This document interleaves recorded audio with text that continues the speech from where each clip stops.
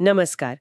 आज हम social media की दुनिया में एक गहरी चर्चा करने वाले हैं, लेकिन शायद उस तरह से नहीं जैसा आम तौर पर सोचा जाता है।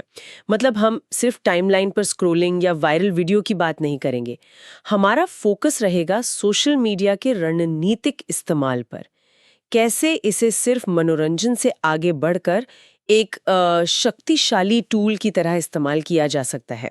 और इसके लिए हम एक किताब है, social media mastering the art of connection, उसके सारांश से मिली जानकारी को देखेंगे, उसको एनालाइज करेंगे। तो आज का हमारा मिशन क्या है?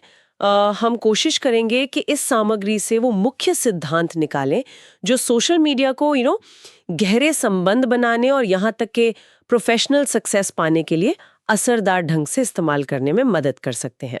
अक्सर हम सोशल मीडिया को बस टाइम पास का जरिया ही समझते हैं ना। हाँ, ज्यादातर तो यही होता है। लेकिन ये किताब कहती है कि ये उससे कहीं ज्यादा है। ये आपकी पहचान बना सकता है, रिश्ते गढ़ सकता है और करियर को भी एक नई दिशा दे सकता है। तो चलिए जरा इसकी गहराई में उतरते हैं। बिल्कुल, पहली नजर में लगता है कि ये बस पोस्ट्स, लाइक्स, फॉलोअर्स का खेल है। हाँ। पर ये किताब समझाती है कि सतह के नीचे ये पर्सनल ब्रांडिंग, नेटवर्किंग और हाँ, बिजनेस डेवलपमेंट का भी एक अहम जरिया बन गया है। तो इसका सही इस्तेमाल कैसे हो, यही आज की हमारी बातचीत का फोकस रहेगा। किताब का जो पहला और मुझे लगता है सबसे बुनियादी तर्क है, वो ये कि सोशल मीडिया का असली मकसद सिर्फ फॉलोअर्स बटोरना या वायरल हो जाना नहीं है। सही। इसका असली जादू तो है गहरे और वास्तविक रिश्ते बनाने में। ये सिर्फ कुछ भी पोस्ट करने के बारे में नहीं है, बल्कि सही समय पर सही लोगों के लिए सही सामग्री शेयर करके उनसे जुड़ने की एक कला है। और ये जो बदलाव है ना सोचने में, ये बहुत महत्वपूर्ण है। क्यों? क्योंकि देखिए, वो जो क्षणिक लोकप्रियता होती है, वायरल होना, वो तो आती जाती रहती है। लेकिन जो गहरे संबंध हैं, वो विश्वास पैदा करते हैं। और विश्वास आज की डिजिटल दुनिया में शायद सबसे कीमती चीज है। सही कहा। यही विश्वास आगे चलकर अवसरों में बदलता है, चाहे वो कोई कोलैबोरेशन हो, क्लाइंट्स हो या करियर में कोई बढ़त मिले। तो ये जो कहा आपने, सही समय पर सही कंटेंट, हाँ। इसका मतलब क्या हुआ? क्या मतलब हर पोस्ट से पहले बहुत ज्यादा सोचना पड़ेगा? नहीं नहीं, देखिए, इसका मतलब परफेक्शन नहीं है, बात है प्रासंगिकता की, रेलेवेंस की। अच्छा। किताब इस बात पर जोर देती है कि आप जिनसे जुड़ना चाहते हैं, उनकी जरूरतें क्या हैं, उनकी रुचियां क्या हैं, वो ऑनलाइन कब एक्टिव होते हैं, इसे समझने की कोशिश करें। मिसाल के तौर पर, अगर आप किसी इंडस्ट्री एक्सपर्ट से जुड़ना चाहते हैं, हाँ। तो शायद उनके किसी हालिया आर्टिकल पर एक सोच समझकर कमेंट करना, हाँ। या उनके काम से जुड़ी कोई काम की जानकारी शेयर करना ज्यादा असरदार होगा, बजाय इसके कि आप उन्हें अपनी वीकेंड की तस्वीरें टैग करें। हाँ, बिल्कुल। ये मतलब सतही बातचीत से आगे बढ़कर वैल्यू ऐड करने की कोशिश है। ये समझ में आता है। मतलब रिश्ते बनाने के लिए सिर्फ होना काफी नहीं, बल्कि सार्थक रूप से मौजूद होना जरूरी है। बिल्कुल। और शायद यहीं से पर्सनल ब्रांडिंग का आइडिया जुड़ता है ना। हाँ, बिल्कुल। किताब का अगला अहम पहलू यही है, पर्सनल ब्रांडिंग। डिजिटल जमाने में आपकी सोशल मीडिया प्रोफाइल अक्सर लोगों के लिए आपसे मिलने का पहला जरिया होती है। ये आपकी ऑनलाइन पहचान है, आपका डिजिटल बिजनेस कार्ड कह लीजिए।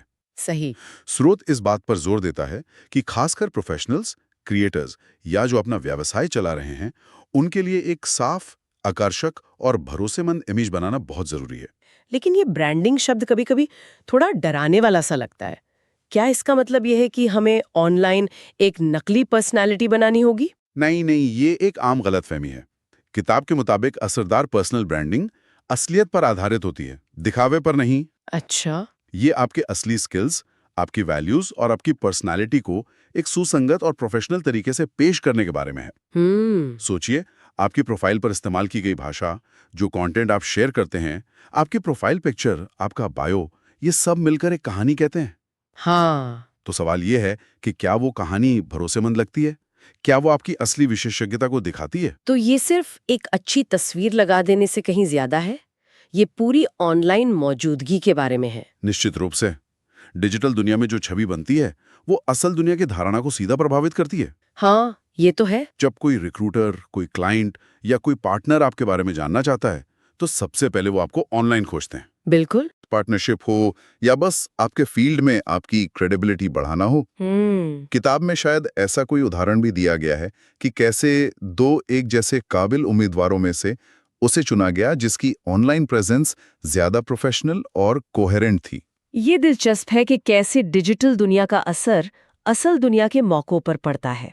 अच्छा, अब आते हैं उस चीज पर जिसके बिना सोशल मीडिया अधूरा है, कंटेंट। हाँ, कंटेंट इज किंग जैसा कहते हैं। हाँ, स्रोत इस पर बहुत जोर देता है कि क्या पोस्ट करना है, कब पोस्ट करना है और किस ऑडियंस के लिए पोस्ट करना है, ये सब बहुत मायने रखता है। बात सिर्फ पोस्ट करने की नहीं है, बल्कि ऐसा कंटेंट बनाने की है जो एंगेजिंग, मूल्यवान और रिलेटेबल हो। हाँ, ये 3 शब्द एंगेजिंग, मूल्यवान, रिलेटेबल, ये किताब के कंटेंट वाले हिस्से का सार हैं।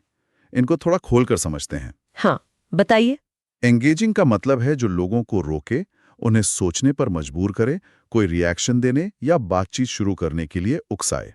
अच्छा। ये कोई सवाल पूछना हो सकता है, कोई पोल चलाना या बस एक दिलचस्प कहानी सुनाना। और मूल्यवान, इसका क्या मतलब है? मूल्यवान यानी ऐसा कंटेंट जो ऑडियंस को कुछ दे, चाहे वो कोई नई जानकारी हो, किसी प्रॉब्लम का सलूशन हो, कोई यूजफुल टिप हो या उनके इंडस्ट्री से जुड़ी कोई इंसाइट हो। ये दिखाता है कि आप सिर्फ अपने बारे में बात नहीं कर रहे, बल्कि अपनी कम्युनिटी को कुछ यूजफुल देने में इंटरेस्टेड हैं। इससे आपकी एक्सपर्टीज भी दिखती है। बिल्कुल, और ये आपकी विशेषज्ञता भी स्थापित करता है। और आखिर में रिलेटेबल। रिलेटेबल यानी ऐसा कंटेंट जिससे लोग किसी ना किसी लेवल पर जुड़ाव महसूस कर सकें, कनेक्ट कर सकें। अच्छा। ये मानवीय भावनाओं, अनुभवों या चुनौतियों को छू सकता है। जब लोग आपके कंटेंट से रिलेट करते हैं तो वो सिर्फ फॉलोअर नहीं रहते, वो आपके साथ एक इमोशनल कनेक्शन महसूस करने लगते हैं। ये प्रामाणिकता दिखाने का भी एक तरीका है। मतलब अपनी सफलताओं के साथ साथ कभी-कभी अपनी सीख या चुनौतियों को शेयर करना भी आपको ज्यादा भरोसेमंद बना सकता है। तो जब ये तीनों चीजें एंगेजिंग, मूल्यवान और रिलेटेबल एक साथ आती हैं, तब कंटेंट वाकई असरदार होता है। हाँ, ये सिर्फ शोर में एक और आवाज नहीं बनता, बल्कि ध्यान खींचता है और रिश्ते बनाता है। बिल्कुल। और किताब ये भी बताती है कि ये एक लगातार चलने वाली प्रक्रिया है। आपको एक्सपेरिमेंट करना होगा, देखना होगा कि आपकी खास ऑडियंस के साथ क्या काम करता है। सही। और फिर उसके हिसाब से अपनी स्ट्रैटेजी को परफॉर्म करना होगा। कोई एक फॉर्मूला सबके लिए काम नहीं करता। ये समझना कि आपकी ऑडियंस क्या चाहती है और उसे क्रिएटिव तरीके से देना, यही तो कला है। सही कहा। कंटेंट बनाना एक हिस्सा है, लेकिन कहानी यहीं खत्म नहीं होती। पुस्तक एक और महत्वपूर्ण पहलू पर रोशनी डालती है, वो है संवाद और सहभागिता। सिर्फ अपनी बात कहकर चले जाना काफी नहीं है, सुनना और प्रतिक्रिया देना भी उतना ही महत्वपूर्ण है। हाँ, ये सोशल मीडिया के सोशल वाले हिस्से को अंडरलाइन करता है। बिल्कुल। ये कोई वन वे ब्रॉडकास्टिंग प्लेटफॉर्म नहीं है, ये 2 वे डायलॉग का मौका है। जी। जब आप कमेंट्स का जवाब देते हैं, लोगों के मैसेजेस को एक्नॉलेज करते हैं, उनकी राय का सम्मान करते हैं, भले ही आप सहमत ना हो, तो आप दिखाते हैं कि आप वाकई परवाह करते हैं। ये उन रिश्तों को गहरा करता है जिनका जिक्र हमने शुरू में किया था। आई थिंक, लेकिन क्या हर कमेंट का जवाब देना प्रैक्टिकल है, खासकर अगर फॉलोअर्स बहुत ज्यादा हों? देखिए, किताब शायद ये सुझाव देती है कि स्केल मायने रखता है, पर नियत ज्यादा महत्वपूर्ण है। अच्छा। हो सकता है हर एक लाइक या जेनेरिक कमेंट का जवाब देना मुमकिन ना हो, लेकिन जो सार्थक सवाल हैं, विचारशील प्रतिक्रियाएं हैं या सीधी बातचीत शुरू करने की कोशिश है, उन्हें नजरअंदाज नहीं किया जाना चाहिए। और यहाँ प्रामाणिकता फिर से अहम हो जाती है। क्या आपकी प्रतिक्रियाएं असली लगती हैं या वो सिर्फ कॉपी पेस्ट किए गए टेम्पलेट जवाब हैं? लोग इस फर्क को महसूस कर सकते हैं। सही बात है। एक्टिव सहभागिता आपके ऑडियंस को सिर्फ देखने वालों से एक कम्युनिटी में बदल सकती है। दूसरों की पोस्ट पर सार्थक कमेंट करना, रेलेवेंट चर्चाओं में हिस्सा लेना और अपने फील्ड के दूसरे लोगों के साथ ऑनलाइन बातचीत करना भी उतना ही जरूरी है जितना अपना कंटेंट पोस्ट करना। हाँ, इससे विजिबिलिटी भी बढ़ती है। बिल्कुल, और ये दिखाता है कि आप अपनी कम्युनिटी के एक एक्टिव मेंबर हैं। ये वाकई में सोशल मीडिया को एक नेटवर्किंग टूल की तरह देखने का नजरिया देता है, ना कि सिर्फ एक ब्रॉडकास्टिंग चैनल की तरह। हाँ। और इससे हम अगले पॉइंट पर आते हैं, प्रभाव और अवसर।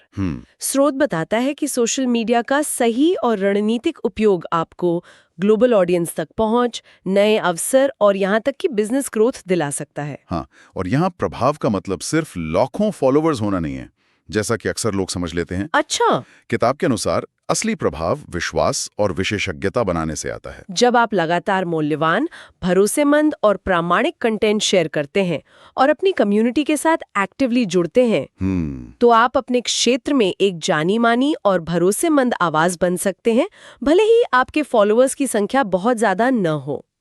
ये माइक्रो इन्फ्लुएंसर या सब्जेक्ट मैटर एक्सपर्ट बनने का आइडिया है। और दिलचस्प बात यह है कि किताब कहती है कि ये मौका सिर्फ पहले से स्थापित सेलिब्रिटीज या बड़े ब्रांड्स के लिए ही नहीं है। हाँ, ये एक ऐसा प्लेटफॉर्म है जहां एक आम इंसान भी सही रणनीति के साथ प्रभावशाली बन सकता है। ये डिजिटल युग की सबसे शक्तिशाली बातों में से एक है। सोशल मीडिया भौगोलिक और पारंपरिक बाधाओं को तोड़ता है। सही।